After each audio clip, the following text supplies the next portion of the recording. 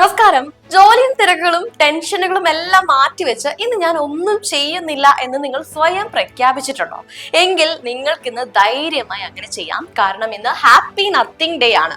ജനുവരി 16 കലണ്ടറിൽ വിശേഷപ്പെട്ട ദിവസങ്ങൾ പലതുണ്ടാകാം. എന്നാൽ ഒരു വിശേഷവും ഇല്ലാത്ത ദിവസമായി ഇതിനെ ആഘോഷിക്കാനാണ് ലോകമെമ്പാടുമുള്ള ആളുകൾ ഇന്ന് താല്പര്യപ്പെടുന്നത് തന്നെ. ലക്ഷ്യങ്ങളില്ലാതെ, ഫോൺ കോളുകളില്ലാതെ, ഡെഡ് ലൈനുകളില്ലാതെ മനസ്സിനും ശരീരത്തിനും ഒരു ചെറിയ അവധി നൽകുന്ന ദിവസം. നമ്മുടെ ഈ തിരക്ക് പിടിച്ച ലോകത്ത് ഒന്നും ചെയ്യാതെ ഇരിക്കുക എന്നത് ഒരു വലിയ ആഡംബരമായി മാറിക്കഴിഞ്ഞിരിക്കുകയാണെന്ന്. ഈ മടി പിടിച്ചിരിക്കൽ ദിവസത്തിലെ ചില നിർണായകമായ വാർത്തകളും വിശേഷങ്ങളും നോക്കാം ഇന്നത്തെ ഫസ്റ്റ് റൗണ്ട് ഓഫ് ന്യൂസിലൂടെ. ആദ്യം തലക്കെട്ടുകളിലേക്ക്. താൻ മത്സരിക്കുന്നില്ല, മുഖ്യമന്ത്രി സ്ഥാനാർത്ഥിയുമാകുന്നില്ലെന്ന് കെ.സി. വേണുഗോപാൽ. ഫ്ളാറ്റ് വാഗ്ദാനം ചെയ്ത് 15 ലക്ഷം തട്ടി ഷിബു ബേബി ജോണിനെതിരെ കേസ്. അമേരിക്കൻ ആകാശത്ത് മലയാളി തിളക്കം, വിമാനത്താവള സുരക്ഷയ്ക്ക് AI സംവിധാനമൊരുക്കി വേണുഗോപാൽ പത്മനാഭൻ. ക്ഷാമബത്ത ജീവനക്കാരുടെ നിയമപരമായ അവകാശമല്ലെന്ന സർക്കാർ. ശബരിമലയിൽ അമ്പലപ്പുഴ ആലങ്ങാട് സംഘങ്ങളുടെ ശീവേലി എഴുന്നള്ളത്ത്. വാർത്തകൾ വിശദമായി നോക്കിയാൽ, താൻ മത്സരിക്കുന്നില്ല, താൻ മുഖ്യമന്ത്രി സ്ഥാനാർത്ഥിയാകുമെന്നില്ലെന്ന് പലവട്ടം പറഞ്ഞിട്ടുണ്ടെന്ന് കെ.സി. വേണുഗോപാൽ പറഞ്ഞു.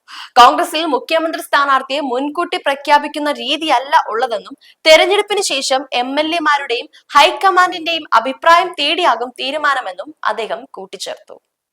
നിയമസഭാ തെരഞ്ഞെടുപ്പിൽ മത്സരിക്കുന്നില്ലെന്ന് AICC general secretary K C. Venugopal വ്യക്തമാക്കി. തിരുവനന്തപുരത്ത് നടന്ന പോർമുഖം എന്ന സംവാദത്തിലാണ് ഇക്കാര്യം കെ.സി. വ്യക്തമാക്കിയത്.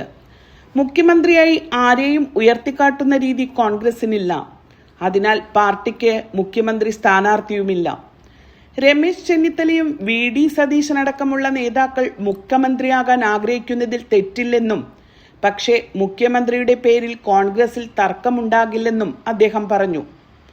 തിരഞ്ഞെടുപ്പിന് ശേഷം പാർട്ടി രീതി അനുസരിച്ച് MLA-മാരുടെയും മുതിർന്ന നേതാക്കളുടെയും അഭിപ്രായം തേടിയ ശേഷം പാർട്ടി നേതൃത്വം മുഖ്യമന്ത്രിയെ തീരുമാനിക്കുമെന്നും കേരള കോൺഗ്രസ് എമ്മിന് മുന്നിൽ വാതിലടക്കില്ലെന്നും കെ.സി. വേണുഗോപാൽ പറഞ്ഞു. കേരള കോൺഗ്രസിന്റെ അണികളും പ്രവർത്തകരും UDF-നൊപ്പം നിൽക്കാനാണ് ആഗ്രഹിക്കുന്നത്. അത് മറികടന്ന് ഒരു തീരുമാനമെടുക്കാൻ രാഷ്ട്രീയ പാർട്ടികൾക്ക് സാധിക്കുമോ? ഇക്കാര്യം ആലോചിച്ച് കേരള കോൺഗ്രസ് തീരുമാനമെടുത്താൽ കോൺഗ്രസ് സ്വീകരിക്കാതിരിക്കില്ലെന്നും അദ്ദേഹം നിലപാട് വ്യക്തമാക്കി. News desk, Kochi.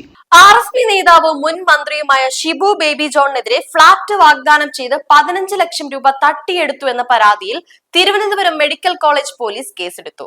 കേസിന് പിന്നാലെ വഞ്ചനാ കേസ് രാഷ്ട്രീയ പ്രേരിതമാണെന്ന് ഷിബു ബേബി ജോൺ രംഗത്തെത്തി. തെരഞ്ഞെടുപ്പ് അടുത്ത സാഹചര്യത്തിൽ തന്നെയും 94 വയസ്സുള്ള അമ്മയെയും പ്രതി ചേർത്തത് ബ്ലാക്ക് മെയിലിംഗ് ലക്ഷ്യമിട്ടാണെന്നും അദ്ദേഹം ആരോപിച്ചു. RSP നേതാവും മുൻ മന്ത്രിയുമായ ഷിബു ബേബി ജോണിനെതിരെയാണ് കേസ്. ഫ്ളാറ്റ് വാഗ്ദാനം ചെയ്ത് 15 ലക്ഷം രൂപ തട്ടിയെടുത്തെന്നാണ് പരാതി. തിരുവനന്തപുരം സ്വദേശിയുടെ പരാതിയിലാണ് പോലീസ് കേസെടുത്തത്. അതേസമയം ബിൽഡറാണ് പണം വാങ്ങിയതെന്നാണ് പോലീസ് പറയുന്നത്.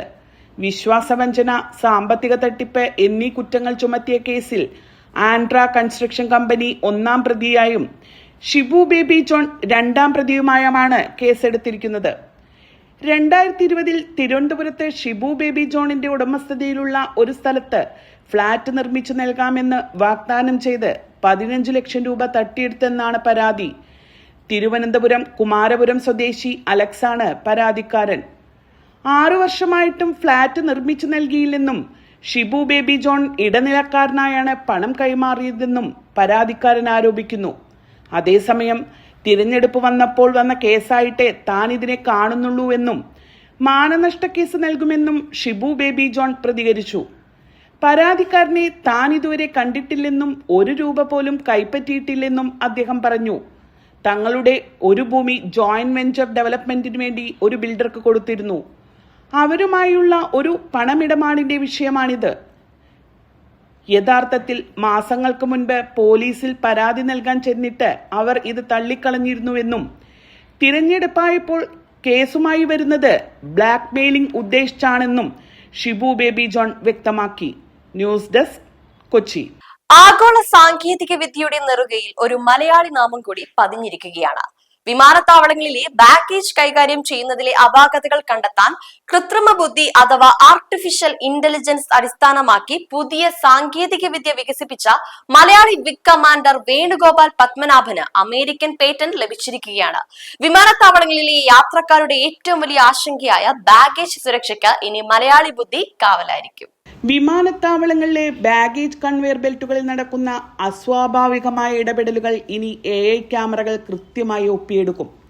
വിംഗ് കമാൻഡർ വേണുഗോപാൽ പത്മനാഭൻ വികസിപ്പിച്ചെടുത്ത വീഡിയോ വിശകലന സാങ്കേതിക വിദ്യയ്ക്കാണ് ഇപ്പോൾ അമേരിക്കൻ പാറ്റന്റ് ലഭിച്ചിരിക്കുന്നത്. യാത്രക്കാരുടെ ബാഗുകൾ അനാവശ്യമായി തുറക്കുകയോ കൈകാര്യം ചെയ്യുന്നതിൽ അസ്വാഭാവികത കാട്ടുകയോ ചെയ്താൽ ഈ സംവിധാനം തത്സമയം മുന്നറിയിപ്പ് നൽകും. ഇതുവഴി വിമാനത്താവളങ്ങളിലെ ബാഗേജ് മോഷണവും കേടുപാടുകളും പൂർണ്ണമായും ഒഴിവാക്കാൻ സാധിക്കും. ബാംഗ്ലൂരിലെ എയർഫോഴ്സ് ടെക്നിക്കൽ കോളേജിൽ നിന്നും MTech ബിരുദം നേടിയ വേണുഗോപാൽ അമേരിക്കൻ പ്രതിരോധ കമ്പനിയായ കൊള്ളിൻസ് എയ്റോസ്പേസിൽ ഡയറക്ടറായി സേവനമനുഷ്ഠിച്ചിട്ടുണ്ട്.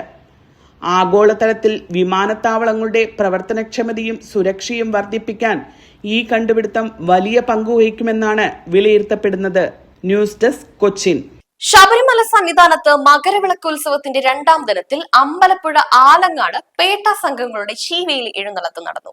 അയ്യപ്പന്റെ മാതൃസ്ഥാനീയരായി കരുതപ്പെടുന്ന അമ്പലപ്പുഴ സംഘത്തിന്റെ എഴുന്നള്ളത്താണ് മണിമണ്ഡപത്തിൽ നിന്ന് സന്നിധാനത്തേക്ക് ആദ്യം നടന്നത്.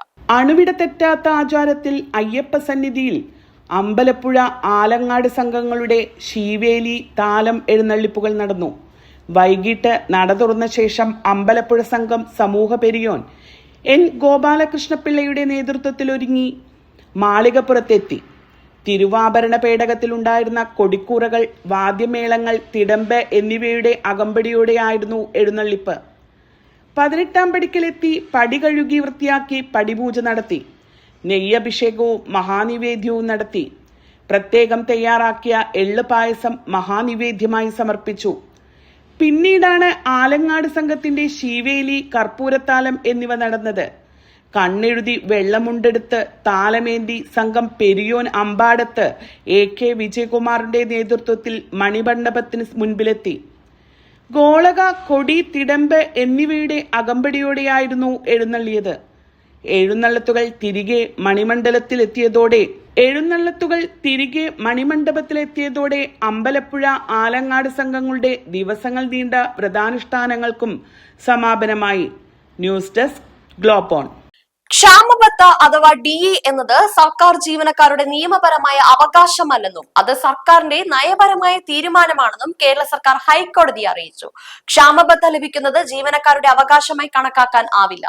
അത് സർക്കാരിന്റെ സാമ്പത്തിക സ്ഥിതിയുടെ അടിസ്ഥാനത്തിൽ എടുക്കുന്ന തീരുമാനമാണെന്നും സർക്കാർ സത്യവാങ്മൂലത്തിൽ വ്യക്തമാക്കി. ക്ഷാമബത്ത ജീവനക്കാരുടെ അവകാശമല്ലെന്നും ഭരണപരമായ തീരുമാനത്തിന്റെ ഭാഗമാണെന്നും സർക്കാർ ഹൈക്കോടതിയിൽ വ്യക്തമാക്കി. നിയമപരമായി നിർബന്ധമായി നൽകേണ്ട ആനുകൂല്യമല്ല DA എന്നും ഇത് നൽകുന്ന കാര്യത്തിൽ സമയപരിധി പറയാനാകുന്ന സാമ്പത്തികാവസ്ഥയിലല്ല ഇപ്പോഴെന്നും ഹൈക്കോടതിയിൽ സർക്കാർ നൽകിയ മറുപടി സത്യവാങ്മൂലത്തിൽ വിശദീകരിക്കുന്നുണ്ട്. ധനകാര്യ വകുപ്പ് അണ്ടർ സെക്രട്ടറി KA നവാസാണ് special government pleader PK Babu വഴി സത്യവാങ്മൂലം ഫയൽ ചെയ്തത്. DA അനുവദിക്കുന്നതിൽ സർക്കാർ ഇപ്പോൾ പുതിയ രീതിയാണ് തുടരുന്നത്. ഇതുപ്രകാരം അഡീഷണൽ DA അനുവദിക്കുന്ന മാസം മുതലാണ് ഇതിന് പ്രാബല്യമുണ്ടാവുക. DA കുടിശ്ശികയുടെ കാര്യത്തിൽ ഇത് ബാധകമല്ല. കേന്ദ്ര സർക്കാർ നയങ്ങളാണ് സംസ്ഥാനത്ത് ഫണ്ട് ദൗർലഭ്യത്തിനിടയാക്കുന്നത്. സംസ്ഥാന സർക്കാരിന്റെ കടമെടുപ്പ് പരിധിയിലുള്ള നിയന്ത്രണം ചോദ്യം ചെയ്യുന്ന ഹർജി സുപ്രീം കോടതിയുടെ പരിഗണനയിലാണ്. സുപ്രീം കോടതിയിൽ നിന്ന് അനുകൂല തീരുമാനമുണ്ടായാൽ DA കുടിശ്ശികയുടെ കാര്യത്തിൽ പുനരാലോചനയുണ്ടാകും. News desk, Kochi. ഈ മണിക്കൂറിലെ പ്രധാനപ്പെട്ട വാർത്തകൾ ഇവിടെ അവസാനിക്കുന്നു. വീണ്ടും വരും മണിക്കൂറിൽ പുതിയ വാർത്താവിശേഷങ്ങളുമായി സെക്കൻഡ് റൗണ്ടപ്പിൽ കാണാം.